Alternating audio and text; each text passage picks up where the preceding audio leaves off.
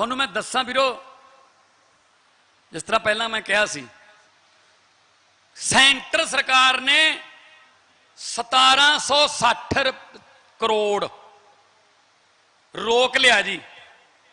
Rural development fund का 1760 करोड़ रोक लिया, कहते असी नहीं देंगे, क्योंकि जिहड़ा इदू पहला वाली किश्त भेजी सी वो कैप्टन साहब किते इधर उधर होर कामां ते खर्च गए।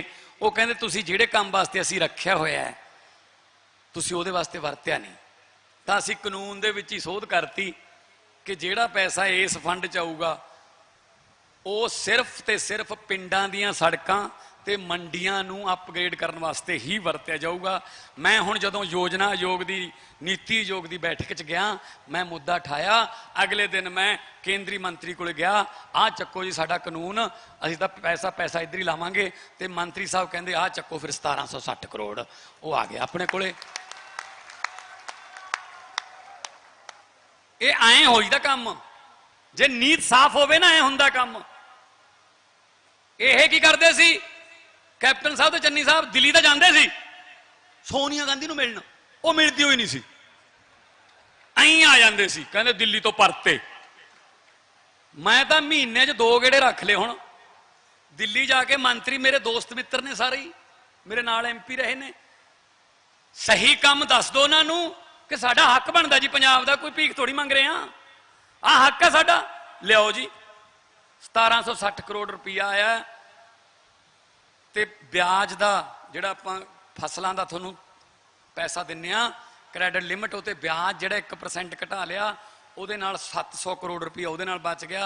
2500-2600 करोड़ रुपया पंजाब दा उत्थे ऐं पिया सी, खल्लां खूंजियां चों भाल भाल के लिआंदा है। ते हुण ओह तुहाडे ते लगूगा। तुहाडीआं सड़कां 18 फुटियां, तुहाडीआं मंडियां बिल्कुल अपग्रेड होणगियां, मंडी च कोई किसान रुलूगा नहीं। तुहानूं मैं दस्सां वीरो, जिस तरह पहला मैं कहा सी, सेंटर सरकार ने 1760 करोड़ रोक लिया जी। रूरल डिवेलपमेंट फंड का 1760 करोड़ रोक लिया, कहते असीं नहीं देंगे, क्योंकि जिहड़ा इदू पहला वाली किश्त भेजी सी वो कैप्टन साहब किते इधर उधर होर कामां ते खर्च गए। वो कहते तुसीं जिहड़े काम वास्ते असीं रखिया होया है तुसीं उहदे वास्ते वरतिया नहीं।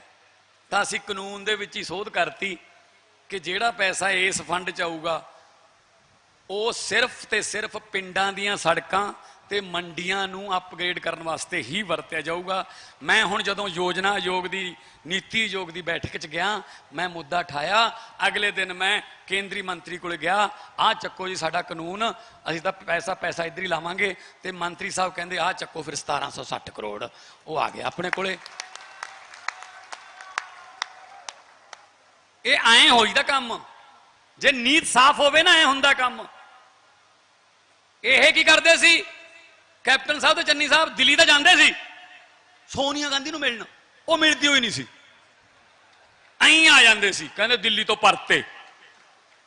मैं तो महीने च 2 गेड़े रख ले। हुण दिल्ली जाके मंत्री मेरे दोस्त मित्र ने, सारे ही मेरे नाल MP रहे ने।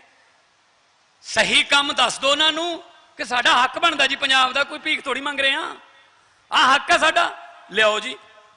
1760 करोड़ रुपया आया ते ब्याज का जिहड़ा आपां फसलों का तुहानूं पैसा दिन्ने आ क्रेडिट लिमिट, उते ब्याज जिहड़ा 1% घटा लिया, उहदे नाल 700 करोड़ रुपया उहदे नाल बच गया।